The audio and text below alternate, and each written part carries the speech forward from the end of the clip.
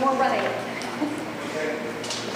So as Julie brought you down to the rooster view, I'm taking you back to that airplane view. We talked about individual decision-making with individuals who are seeking support around decision-making. And there are also other decisions that many of us are involved in at an organizational or a system level that affect people we support. So that's the piece I'm going to be sharing about a person-centered approach to inclusive decision-making. So I work at Tri-Counties Regional Center in California, and every year, about January, February, March, we start walking on eggshells, and we wait for what changes might be made in legislation, and changes to state budget and funding, because it affects the way we work. And it ultimately affects the people that we support. So threats outside of our environment trigger decisions for us.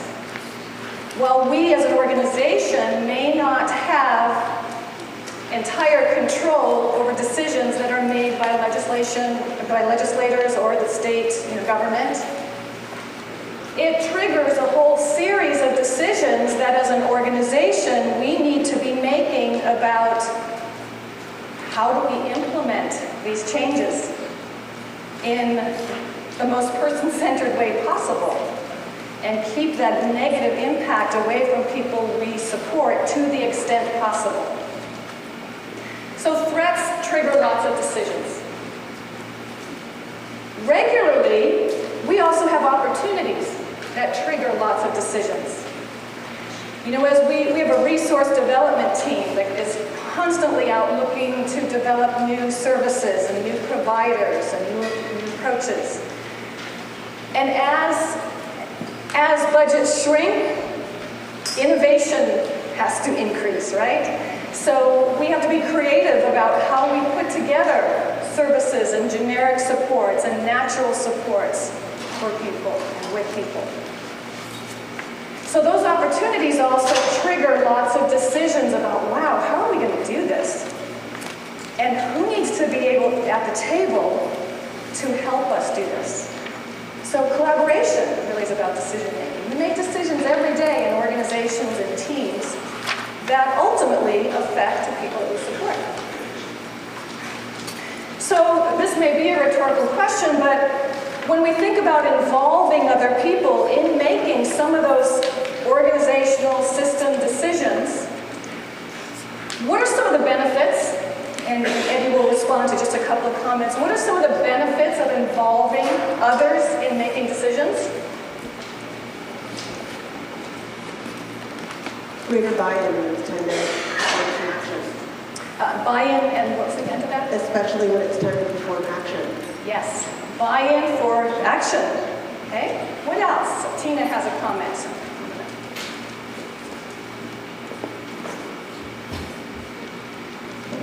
I think it's absolutely critical to involve those individuals that we're making decisions for or about. I think otherwise we compromise partnership and trust. So I think we need to always be mindful of that. So the benefit is to have build trust and partnership, is that what you're saying? And work towards an outcome that is one that we all agree we want to work towards. Okay, so it's an outcome that makes sense for the people we support. Great. What are some of the challenges of involving others in decisions, particularly when you're looking at a team or organization or system view? Right here, Eddie.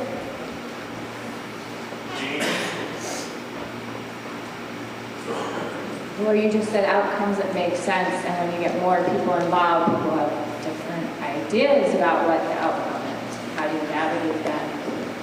Yes, yeah. How do you map 20 different stakeholders at the table on the important to and presence quadrant grid? It gets complicated, or it can get complicated. Tanya.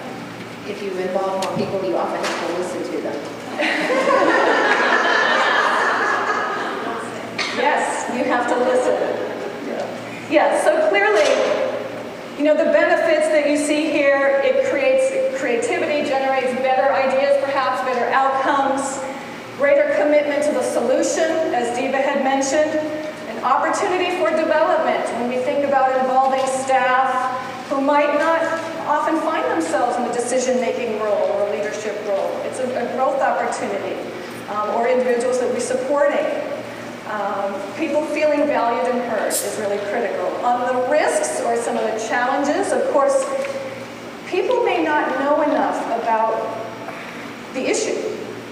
Okay? So what do we need to do to support them to be able to know enough about the issue? They may not have had experience in making collaborative decisions. It slows down the process, of course. Sometimes you need a lot more clarity when you have more people at the table. Some ideas won't contribute to the goal. So not everything is going to lead us to a solution. So being able to facilitate and manage that. Some people are domineering. Really? And personal agendas. You know, the more people you come to the table, everyone, that's what the term stakeholder is. They have a stake in the decision. So they come to the table with their own agenda. And that actually needs to be welcomed, not feared. Why do we fear bringing people to the table and involving people?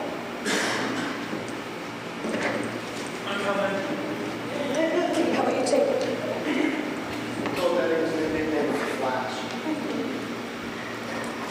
Reason, and maybe sometimes they won't hear ideas or think our ideas are good, so we just don't share them in the first place. Yes. Sometimes we fear we won't be taken seriously, our ideas won't be thought of as being good ideas, so we won't even share them. Yes. Change. Fear of change. What is fear of change about? About losing control, maybe? Some of the real basic fears about involving other people, what prevents us from involving other people, is the fear of losing control. And it's it might be losing control over the nature of the result. You know, we may not like what we hear. It might not be what we want the outcome to be. The process for getting there. We are fearful of losing control over the time and structure and the process. I don't want it to take 3 months. I don't want it to add extra work. The fear of how people will behave. Okay? And the fear of my own feelings. You know, the own emotions going into the process, and even we just don't want to go there. It's easier to make a quick decision and implement sometimes, rather than involving people. So the piece that we're talking about today, and again, the theme of the morning is this is part of a much bigger piece around decision making. But we're going to talk about questions 2, 3, and 4, and you have this handout. The graphic that you see here is just a way of looking at considerations for making decisions in a complex organization or when there are lots of stakeholders involved. And it goes from identifying really what needs to be decided, who needs to be involved and what's important to them, how can they help, how do we want them involved, and what level of involvement do you choose? How is the decision actually going to be made? That's what we're really going to focus our attention for a few minutes this morning. And then it goes on, once decisions are made, it urges you, it doesn't stop there. It says, how are you going to evaluate the options? What are the criteria for the decision?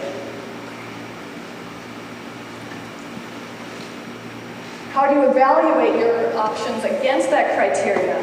What is the final decision? How are you communicating your decision to the different stakeholders involved? And how will it be implemented and carried out? And then finally, how are you evaluating the quality of that decision and allowing yourself to redirect when needed? So when we talk about who needs to be involved, we mention the word stakeholder. A stakeholder is anyone who has a stake in the decision, is responsible for the final decision, responsible for, accountable for the final decision. Anyone who's in a position to implement the decision or in a position to block the decision. So when I'm involved in a collaborative effort or trying to make decisions about a new initiative, I really want people who strongly disagree with me to be at the table. Anyone who's likely to be affected by the outcome, and it could be affected in many ways. It could be the person who's receiving a service. It could be other provider partners or other members in the community. And then anyone who has information or expertise related to that decision that can really help inform. So one way to help us when we have lots of people who really need to be around the table is to use a relationship map that we're all familiar with. But instead of looking at paid supports, family supports, let's look at the stakeholder roles. Who are the people involved, either in this individual's life or in this organization or system, that have those different roles that we might be able to involve or might seek to involve in a decision?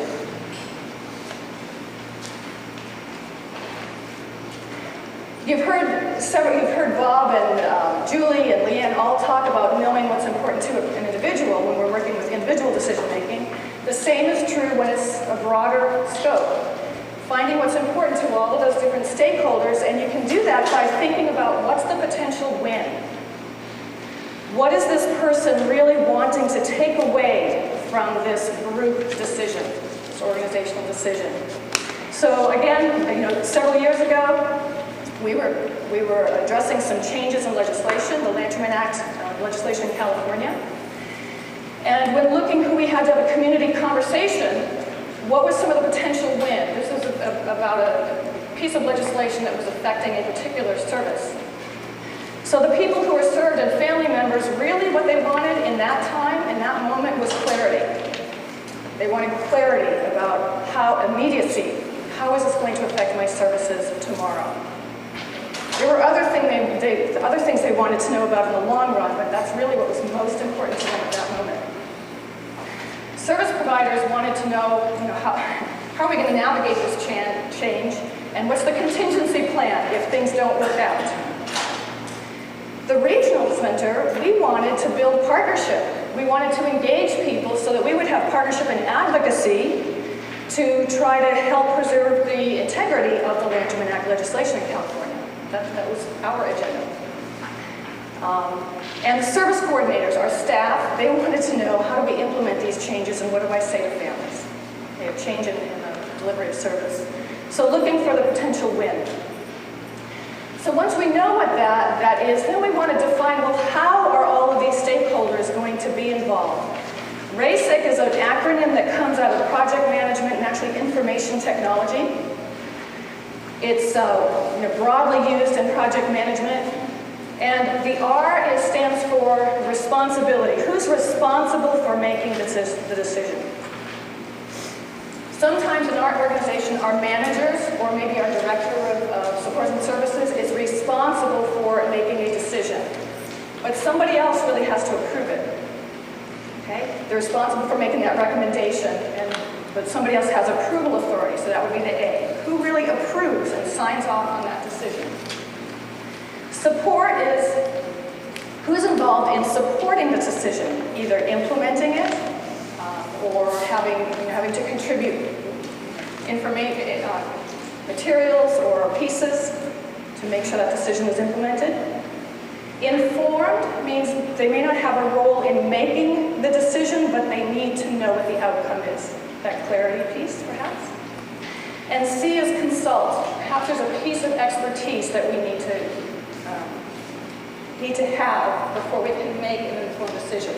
It might be legal expertise. It might be financial. It might be bringing families in if we need a perspective that's not at the table.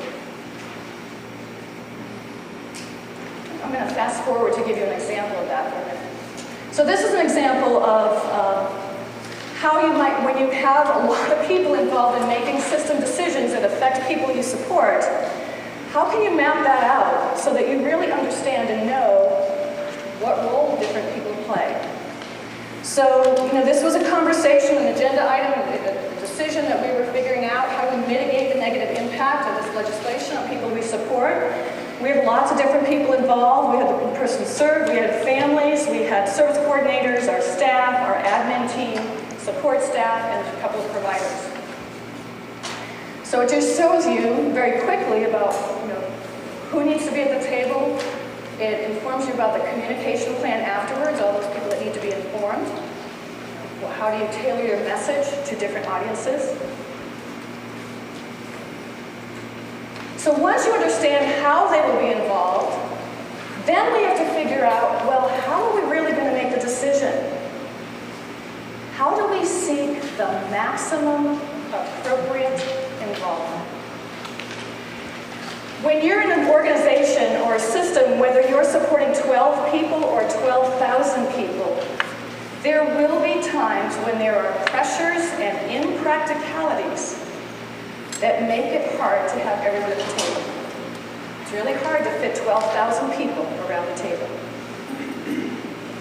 And invariably, if an organization makes a decision and we think that, gosh, we really believe we've been as person-centered as we possibly can be, someone will come, well, you are not person-centered. You didn't ask me. That's a reality. So how do we reconcile that in our work? So just some considerations is thinking about these questions. The buy-in. How important it is for these people to be involved so that they can support implementation? How much time do you have? What's the importance, sorry for the typo, of the issue? Who has the information? Who's capable and experienced in helping facilitate and make these decisions? And what's the potential value of this as an opportunity to create that teamwork and partnership? Okay, so there's no right answer, but these are important questions to be considering as you're making organizational decisions. And then from that, you need to figure out, your team, are you going to just make a decision as the leader of the organization and announce the decision? Sometimes that's appropriate. Or are you going to gather input from a few individuals and then make a choose? Are you going to gather input from a broad team and then decide? Are you seeking consensus? Which is very different than seeking input and making a decision. Or are you really comfortable with just delegating the decision to a team of people and just giving them the parameters? Make whatever decision you want as long as it meets law and regulation and is within our budget. So what I'd like you to do, you have another, you have the last item on your table is the blending.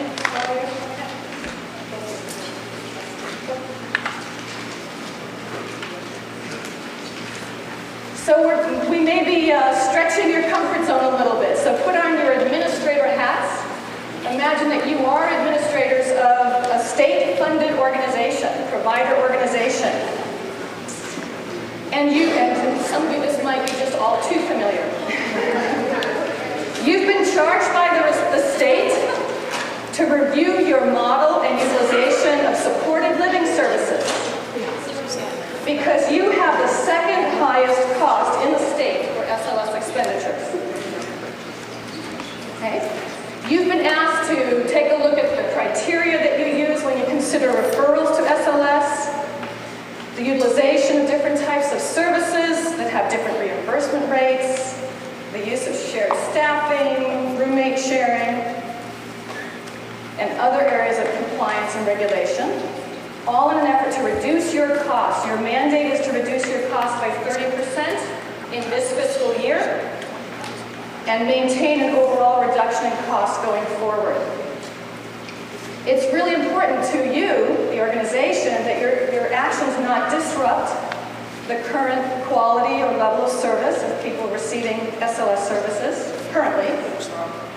And you really want to minimize the fear and panic in the community about how this might impact services going forward. And your cost savings plan is due to the state in 45 days. So how will you go about, I'm not asking what is the solution, how will you go about approaching and making a decision to arrive at a cost reduction plan? So you have 3 things at your table. We have, how much time do we have left? We're just going to take about 5 minutes or so. So what I want you to do is just talk briefly about who would you want to have at your table. Use the RASIC chart, you have a blank one at your table, and just fill in some of the different stakeholders and what role you think they might have. You know, the R, the responsible, approve, support. Just take a minute or 2 to get some of that in there. And then look at the piece that has the different considerations. Okay, the different questions that we just looked at. This one here, factors to consider. And see if you can answer those questions. Just get a response to some of those questions. Okay? But given the pressures and impracticalities, we need to make a decision to move on. And before I hear some comments from you, I want to give my respects and apologies to my colleagues at Tri-Counties Regional Center who I just triggered post-traumatic stress syndrome.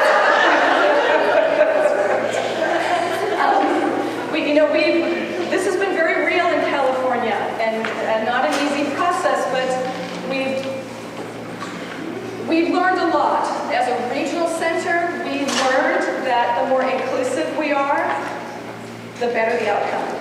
And we've had missteps of where we would start a process and not be very inclusive, or at least not being perceived as being inclusive. It wasn't very fun.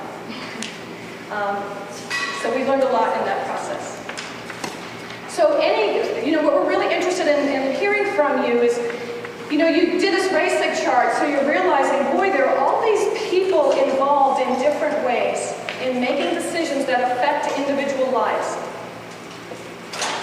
And how are you going to make a decision that is both respectful and person-centered, taking into perspectives, but also can be done within the constraints that you have of time, pressure, funding, mandate, etc. What's your rationale for your approach and how you're working? Anybody have something they want to share that came up at their table?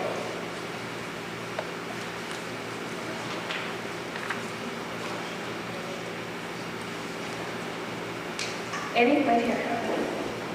The one thing that came up at our table was the importance of not only having people included in the process, but having them know where they were plugged into the process. So if they maybe came later in the decision making or later in the listening, then they would sort of know where they were on the track so they didn't feel betrayed, that other people were planning for them rather than with them. Very nice, yes. Understanding your role and understanding the context if you're coming late to the table. Very important. Other comments, thoughts? How did you decide to make a decision? Anybody having everyone vote? People, what level of involvement did you choose?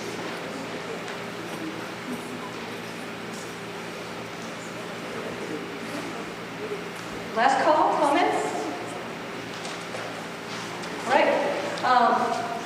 So I want you to keep these in mind. RASIC can be a really useful tool. We actually use it a lot internally for process improvements, even internal decisions that affect the nature of our work.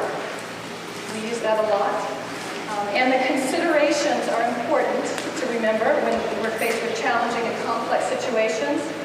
And I appreciate you working through this situation with us, because sometimes it's helpful for us to put on other hats. Maybe put on the hat of your funder in an organization, or put on the hat of a provider organization to understand some of the complexities that are involved in our network of services